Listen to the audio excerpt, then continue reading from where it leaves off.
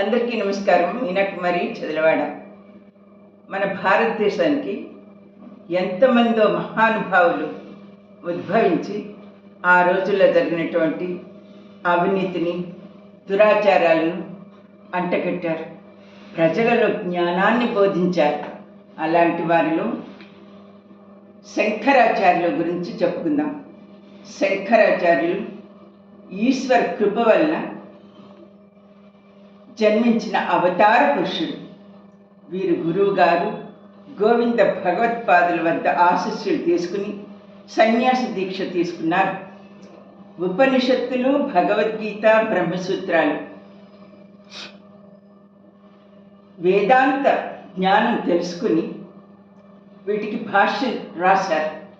వీరి వద్ద అనేక మంది శిష్య బృందం వారికందరికీ వేదాన్ని జ్ఞానోపదేశాన్ని చేశారు. శంకరాచార్యులు ఆనాటి పెద్దల సహకారంతో 4 పీఠాలు స్థాపించారు. దక్షిణాన శృంగేరి శారదా పీఠం, తూర్పున పూరి జగన్నాథంలో గోవర్ధన్ పీఠం, పశ్చిమాన ద్వారకాలోని కాళికా పీఠం, ఉత్తరాన బదరికాశ్రమంలో జ్యోతిపీఠం. ఆ జ్యోతిపీఠం స్థాపించారు బదరికాశ్రమంలో. శంకరాచార్యుల వారు కాశ్మీర్లోని శారదా నిలయానికి వెళ్ళారు. వీరు వ్రాసిన భజగోవిందం లోక ప్రసిద్ధమైనది. మనం చూస్తుంటాం. ఎంఎస్ సుబ్బలక్ష్మి గారు భజ గోవిందం అని ఆలపించారు. అవి చాలామంది రికార్డుల రూపంలో ఎంతో ప్రసిద్ధి చెందింది. భక్తి, జ్ఞాన, వైరాగ్యాల గురించి ప్రవచనాల్లో తెలియజేసిన మహనీయుడు శంకరాచార్యుల వారు. ఆలయాల్లో జంతు బలులు జరిగేవి, వాటిని నిర్మూలించారు.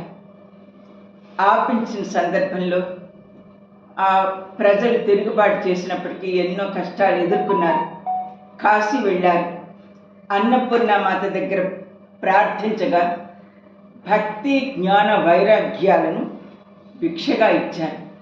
ఆ వరం వల్ల జనం హృదయాల్లో నిలిచారు శంకరాచార్యుల వారు. 32 సంవత్సరాల జీవితం ఎంతో జ్ఞానాన్ని అందించి మన మనస్సుల్లో చిరస్థాయిగా నిలిచారు. ప్రపంచ బంధనాల నుండి విముక్తి కలిగి మరణించారు.